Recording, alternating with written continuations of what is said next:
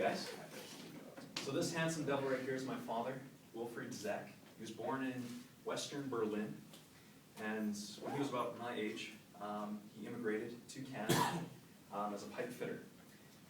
Now, he loves Berlin.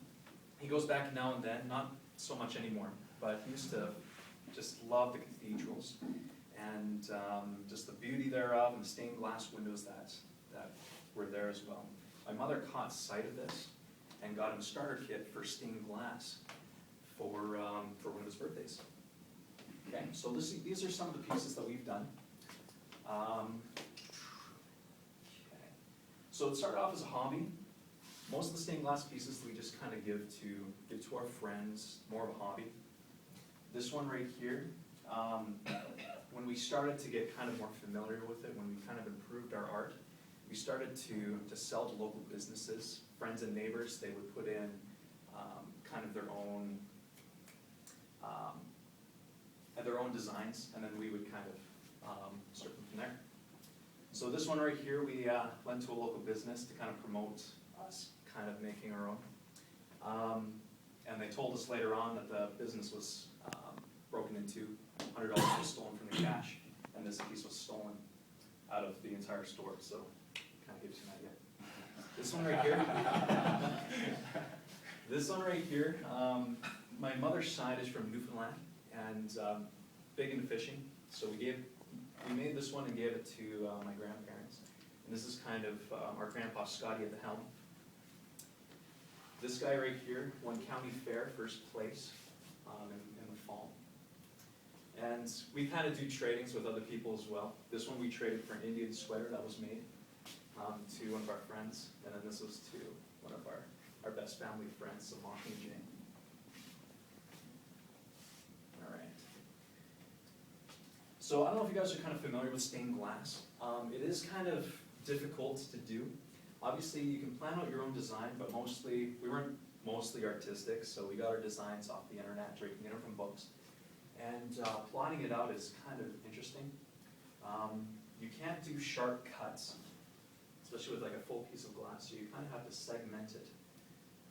And then cutting glass, it's hard to do intricate designs with one piece. You kind of have to segment it to be able to cut the glass. If you turn too sharp, then it cuts the entire piece. So that's why stained glass is famous for these intricate parts connecting for the open space. This is one of the first ones that my father did, and it kind of just sprung out from there. This is my mother. Made that one of her birthdays. Same with this one, birthday flower.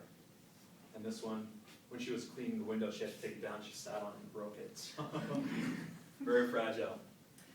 Okay, so when we improve the art, we want to kind of push things forward, and this was the next step. These are called Tiffany lamps. So this is the first one that we did.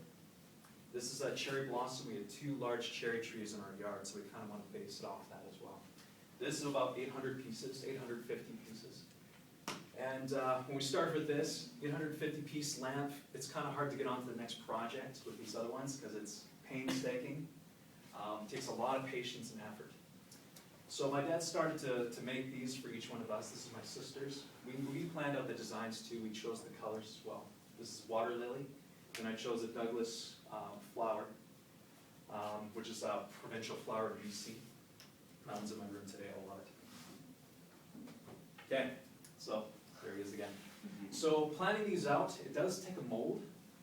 Now, with stained glass, you can't fuse pieces of glass together. And so what you have to do is you have to coat it in copper. And then you tack it with lead. You fit the pieces together, and it's actually, these are 2 of the same pieces. It's just a repeat of the same design, then you segment it around. So after that, then you fill in the gaps on either side, and it holds its form. It's surprisingly very tough. And these molds kind of gives it the curvature of it. Okay, so there's a little more flat out. You tack each piece together, fill in the gaps, and then continue as such. And then you have different moldings too to kind of see how the light shines through it. So what I kind of want to leave with you guys too is these are family heirlooms to us. If you don't have a hobby, get one. because your family are gonna love it. I know we can all relate to, when you make something by hand, it's more meaningful. I'm gonna have this lamp probably forever and hand it down. So find a hobby to do it, and you'll find just as much joy as we did while making these guys. So, that's my presentation.